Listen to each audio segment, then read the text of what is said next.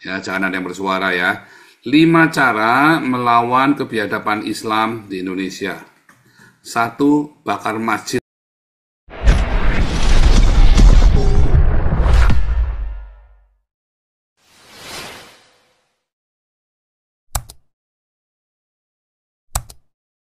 Saya tentang Oke, kebiadaban Islam ini. ya, oke. Ini ya di layar Anda tadi ada ini ya, ada 5 cara ya, 5 cara melawan kebiadaban Islam di Indonesia. Ya, saya bacakan lagi ya, ini ya. Ada 5 cara melawan kebiadaban Islam di Indonesia. Nah, biar kelihatan dulu nih. 5 cara untuk melawan kebiadaban Islam di Indonesia. Ya. Satu, bakar masjid. Bakar masjid ya. Satu, bakar masjid. Nah, Kacau, 5 cara melawan kebiadaban Islam di Indonesia. kacau, Satu, kacau. nanti Pak, sebentar Pak, jadi potong dulu Pak, kan ini biar jadi shortcut Pak, mau saya shortcut, jangan dipotong dulu. Ya, jangan ada yang bersuara ya. 5 cara melawan kebiadaban Islam di Indonesia. Satu, bakar masjid. Ini paling efektif, namun melanggar ajaran Tuhan Yesus dan melanggar hukum. Ya, itu tindakan terorisme namanya ya. Hukumannya berat, namun kalau ketangkap jadi jangan. Ya. Ya bisa lainnya ya itu tadi semua masjid-masjid di kantong Kristen yang nggak boleh berdiri, yang sudah ada ya disegel, diusir, udah gitu saja. Ada izinnya apa? Nggak urusan. Ya, pokoknya nggak urusan. Kan kamu juga nggak dimintain tanda tangan dulu kan? Sama saja kan? Pasti mereka belum minta tanda tangan sama kamu ketika mau bikin masjid. Bredel langsung izinnya. Ya, tapi itu bukan ajaran Tuhan Yesus. Kalau yang bakar masjid tadi itu tindakan terorisme. Ya, itu namanya kamu melanggar hukum dan kamu teroris. Kamu pengikut setan namanya. Tapi yang kedua, tarik semua uangmu dari bank. Supaya pemerintah itu kaget. Orang Kristen semua jangan lagi nabung di bank. Ya, apalagi kamu hati-hati nanti ya. Kamu nanti uangnya ditahan sama PPATK, mampus loh. Ini apalagi udah mau chaos Indonesia. Tarik semua uangmu dari bank. Pemerintah pasti akan dengarkan kamu. Tiga, jangan bayar pajak. Nggak usah bayar pajak, saudara. Ya, karena kalau kamu bayar pajak, pajaknya cuma buat naik gaji. Ya kan, pajaknya pada naik gaji. Kamu mau bikin gereja aja, mau ibadah aja nggak bisa kamu. Pajaknya buat apa coba? Pajak yang kamu bayarkan ke pemerintah itu buat apa coba menurutmu? Ya coba naik haji saja. Kamu apa menikmati pajak yang kamu berikan kepada pemerintah? Apakah rakyat menikmati pajak yang diberikan kepada pemerintah? Tidak, ya. Tidak, kamu ditipu sama pemerintah. Ya, keempat, ya, pengusaha Kristen jangan lagi mempekerjakan karyawan-karyawan yang Islam. Udah nggak usah. Pakai yang Buddha, Hindu, kejawen saja. Kristen, sesama Kristen. Yang Islam nggak usah. Ya. Tetapi yang paling benar nomor 5, paling efektif dan paling benar. Paksa pendeta-pendetamu buka kolekte perpuluhannya. Dibuka semua. Lihat. Suruh dibuka saldonya, dibikin untuk kasih makan orang miskin di Indonesia. Dan jangan sampai ada jemaat Kristen yang kere dimanapun mereka berada. Itu yang benar, saudara, dan itu ajaran Tuhan Yesus. Kalau kamu lakukan nomor 5, ketokan kepala saya, kalau dalam paling lama 5 tahun, Indonesia itu langsung jadi Kristen semua. Ketokan kepala saya, saudara. Ya. Nah, ini sekarang saya share ya, screen-nya nih. Anda boleh kembali berdiskusi ya. Ini saja didiskusikan ya, saudara ya, jangan kemana-mana ya.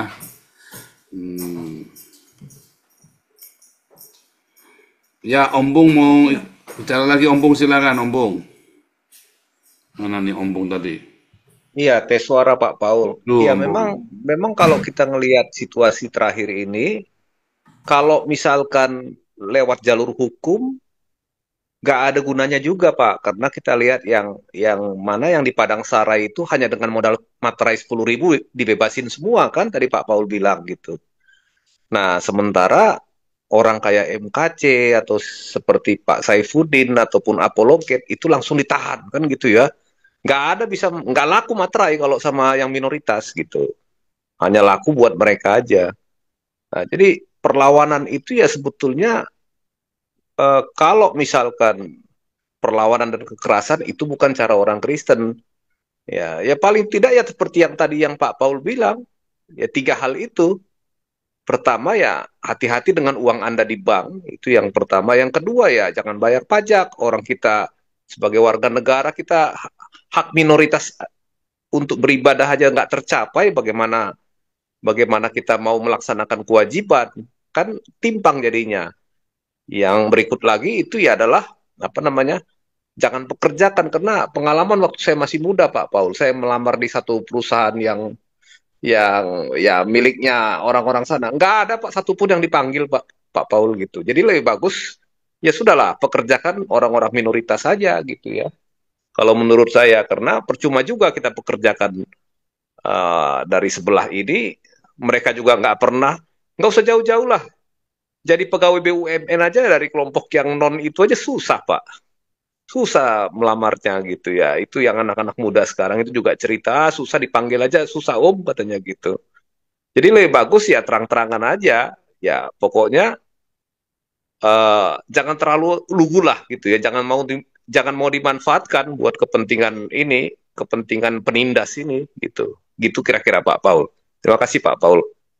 Bung, saya tambahin dikit ya. Itu kemungkinan bisa nggak ya dikerjakan? Umpama contoh soal dari pegawai biasa deh, yang UMR deh, di Alfamart atau di Indomart, itu kita terima CV yang kalau kita udah lihat dia pakai jilbab atau dia KTP Islam, ya udah kita nggak usah terima aja, ya kan? Terus atau umpama kita yang di restoran ya punya orang Cindo deh restoran, kita kan bisa alasan, oh kita menunya ada babi, jadi kita nggak bisa terima Islam, itu bisa juga kan.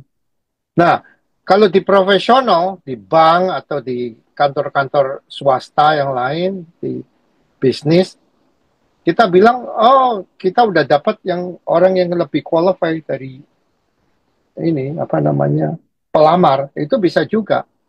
Jadi menurut hukum, secara hukum itu kan nggak boleh tuh diskriminasi. Tapi kita harus pintar, kita harus cerdik. Kita menolaknya secara cerdik. Soalnya contoh soalnya Om Puk tadi bilang di BUMN aja kalau yang minoritas ini masuk agak susah. Kecuali yang namanya Ahok, ya kan, bisa masuk Pertamina.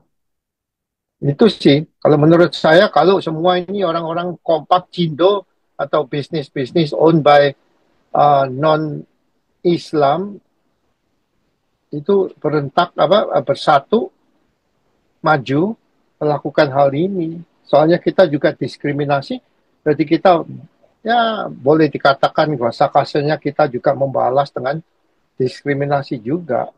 Tapi kenyataannya kan ekonomi dipegang sama ya orang yang non-Islam kebanyakan. Iya, iya Ya, 70% kira-kira pembayar pajak itu kasarnya ya, hitungan kasar itu justru orang-orang ya jujurlah kita bilang orang-orang Cindo lah Pak Pandi gitu ya, yang ya. pembayar pajak terbesar gitu. Nah, Nah, jadi sebetulnya kalau mereka nggak bayar pajak, ya nggak usah gitu-gitulah ya. Mereka pindahkan aja pabriknya ke luar negeri, udah selesai Pak, udah berat gitu. betul. Nah, jadi kita sepertinya kalau kalau ngelihat sekarang ini sepertinya kita nggak bisa hak untuk beribadah sebagai warga negara itu sama sekali justru bukannya diberikan malah dihambat gitu oleh aparat-aparat pemerintah sendiri, RT RW. Lihatlah kasus-kasus yang sudah-sudah gitu ya. Kemudian bahkan polisi juga bukan mengawal yang dipersekusi dan digebukin, malah mengawal yang melakukan gitu. Nah, atas dasar apa alasannya? Untuk menjaga stabilitas yang kondusif, tetapi mereka justru ikut serta dalam gerombolan yang melakukan persekusi dan yang intoleran ini, Pak. Gitu. Hmm. Nah, itu Oh, penelitian-penelitian tadi itu yang dari Tempo itu, coba nanti kalau teman-teman baca Tempo yang baru, yang tentang ini ya KKB itu, kebebasan beragama dan berkeyakinan, itu sangat jelas itu. Mereka kayak semacam Setara Institut itu mencatat kasus per kasus itu selama setiap tahun. Jadi kasus tahun ini meningkat dibandingkan dengan tahun yang lalu. Nah, kalau dihitung-hitung selama reformasi ini, itu sudah mungkin tercatat sudah ribuan, di atas 1.000. Yang agak mending kalau soal KKB ini, malah saya berpikir justru di zaman orang-orang yang paling benci ya Pak Soeharto gitu. Malah lebih aman di zaman itu, ya. Rata-rata tidak ada persekusi. Tetapi ingat teman-teman semua bahwa yang mulai memperlakukan SKB 2 Menteri ini zamannya SBY kalau tidak salah di tahun 2009 apa 2006.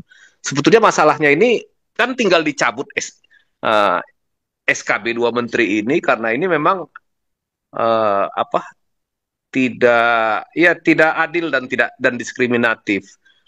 Nah, tetapi sepertinya pemerintah nggak punya niat untuk menghilangkan itu, Pak. Jadi memang sengaja ya buat masyarakat bisa mempersekusi masyarakat yang lain dengan menggunakan surat ini. Dibuatlah Perpres KKB ini, tetapi isinya sama, hanya putar-putar kalimat aja. Itu yang diprotes oleh tadi koalisi yang tadi yang ada di dalam majalah Tempo itu. Ya itu kira-kira Pak. Jadi ya sekarang ya kembali lagi. Ya bentuk ini perjuangan kita nggak mungkin secara hukum, nggak mungkin secara politik. Ya wakil-wakil rakyat yang di DPR pun larut dalam korupsi, kolusi dan nepotisme. Mana ada politisi yang minoritas yang memperjuangkan KKB, nggak ada kan? nggak Rata-rata isunya, mereka hanya memperjuangkan kantongnya aja, ya. isunya itu Om Pung. Kalau zaman Soeharto itu kan satu suara, ya kan? Nah, sejak reformasi ini itu nggak ada subordination, itu udah nggak ada. Jadi presiden ngomong, nanti saya gigit sendiri. Gubernur sampai bupati, lurah, camat ini nggak mau dengerin. Dia ngomongnya apa? Gua nggak dipilih sama lu. Dulu kan zaman Soeharto kan main tunjuk kan. Sekarang rakyat dipilih langsung. Jadi mereka bilang, gua nggak usah dengerin lu orang. Nah, di Jakarta kita dipilih rakyat. Itu loh problemnya. Jadi ada di subordination itu ada. Itu problemnya sekarang. Contoh soal lagi waktu di Mesir. Waktu Anwar Sadat, Mesir kan baik, sukses, aman, tentrem. Begitu jadi Arab Spring, Mesir bubar, ya mereka sekarang katanya demokrasi lah, pemilihan pemimpin dengan cara voting lah segala macam. Mereka nggak mau dengerin, ya kan? Seperti yang di Amerika juga sama. Gubernur ini di Newsom ini gubernur California mana mau dengerin si Trump. Tapi si Trump kan nggak peduli, dia main hantem aja kan. Kan dia Ya, federal. Nah, di ya. Indonesia Jadi juga jadi gini sama. Pak. Jadi kalau kita lihat, ya memang dibandingkan era otoritarianismenya Soeharto, era reformasi ini justru lebih parah. Parah. Sekarang ini produksi yang kita lihat adalah reformasi ini hanya menghasilkan para koruptor yang mencuri kekayaan negara, itu yang pertama. Kedua, menyuburkan ini kelompok-kelompok radikal teroris jihadis ini. Yang ketiga itu ya memberikan partai-partai politik ini pesta pora dalam soal mengambil ini dan para pengusaha yang inilah ya, pengusaha-pengusaha yang bisa dikatakan yang berkoalisi dengan para politisi ini. Nah, rakyat ini hanya dipakai sebagai justifikasi ketika nanti ada perhelatan politik 5 tahun sekali. Nah, itu yang tragisnya di situ, di mana orang mengharapkan reformasi menghasilkan kepemimpinan yang bagus, ternyata sekarang ini justru paling mengerikan itu masalah persekusi, intoleransi, teroris, itu justru di zaman reformasi. Zaman Pak Harto itu nggak ada, langsung diciduk langsung. Tapi sekarang, wah makin parah.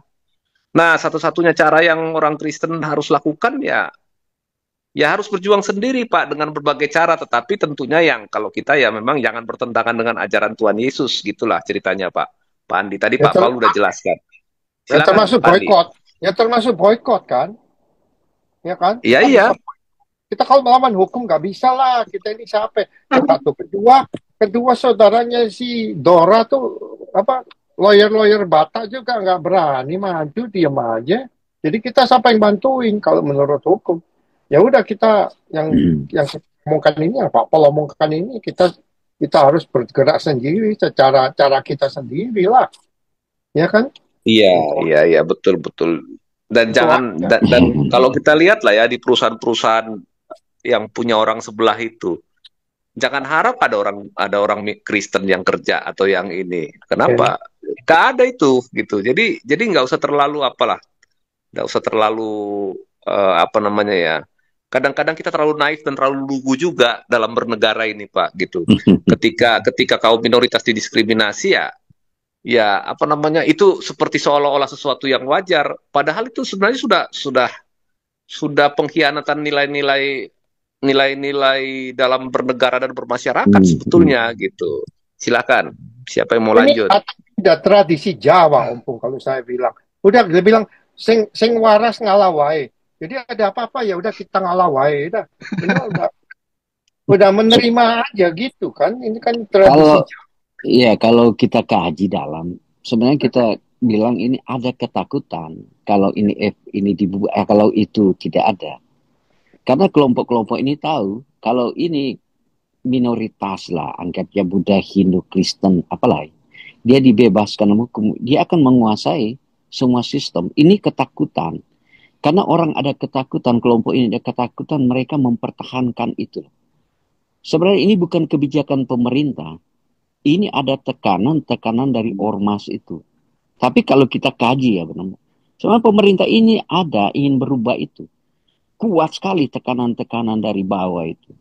Oleh sebab itu teman-teman yang kita bilang, kenapa kita jarang bicara tentang Majelis Ulama Indonesia, Muhammadiyah, NU, PBNU. Kemudian kita bicara Ikatan Cendekiawan Muslim Indonesia, HMI. Semua mereka ada di belakang itu. Tetapi di belakang itu didorong oleh ekstrim dan radikal yang diajarkan itu bagi mereka. Sehingga mereka menggunakan organisasi ini untuk menekan kelompok ini. Negara ini. Ini oleh sebab itu saya bilang ini tersandra. Sebenarnya ada niat daripada elit yang punya pahaman sudah modern. Mereka kan sekarang orang-orang elit itu. Mau dia yang anggota kayak anggota DPR MPR, mereka cerdas berpikir, mereka sudah tahu mana yang benar dan yang salah, mana baik dan buruk. Cuman mereka tersandra dengan kelompok agama ini. Di situ persoalannya. Nah, bagaimana mau menggunakan kekuatan apa? Tidak bisa. Ya. Walaupun kita tahu hari ini yang punya gubernur, kita bilang aja Akademi Militer dipegang oleh Rano Tilaar. Contoh, kalau kita si pegang di angkatan udara sekarang adalah satu itu dipakai Donald Kasih. Mau gunakan apapun, mereka pun tidak berdaya mau melihat itu. Mau diapa? Karena tersandra ini. Baru dari tersandra ini kita ini negara kita tidak akan maju. Benar Om Toba. Lebih baik kita datang ke individualistis. Mari kita memperkuat diri kita sendiri, kaya kita sendiri tanpa usah masuk ke intervensi ke negara itu. Karena negara ini selalu kita ambil kesimpulan tidak akan maju. Karena tersandra dengan cara pandang dangkal daripada kelompok-kelompok Islam ini. Itu negara kita tidak maju. Nah, mau di bidang apa tidak maju? Sudah itu ya. Apa ya? Saya nggak tahu mau dicerita apa lagi bahasa itu. Itu persoalannya di situ. Ada ketakutan si mayoritas ini kalau membebaskan kelompok minoritas ini, dia akan menguasai semua bidang di negara kita. Itu kita harus jujur sampaikan. Karena kelompok-kelompok mau cari orang di Indonesia itu, istilah orang dulu, zaman-zaman tahun 70-an, 80-an, sedikit berkualitas daripada berkuantitas tidak berkualitas. Itu filosofi dari dulu. Ya. Di Indonesia sedikit yang berkualitas. Yang berkuantitas itu tidak berkualitas loh. Nanti coba teman baca-baca buku akan ketemu kalimat itu. Di Indonesia terjebak di situ. Baru kita lihat siapa yang membawa nama-nama Indonesia di dunia internasional dalam olahraga. kita presentasikan. Yang menjuarai kejuaraan mau dia bulu tangkis lah, mau dia tinju lah. Ya, hari ini tinju siapa? Ya selalu bawa minoritas kok. Dari zaman dulu saya udah mengerti itu. Tokoh-tokoh intelektual yang muncul dari minoritas. Ya, ini Pak ciri-ciri Teddy, yang kita lihat. Ini susah lah aktor. Pak Teddy. Ini, ya, Pak Ratko.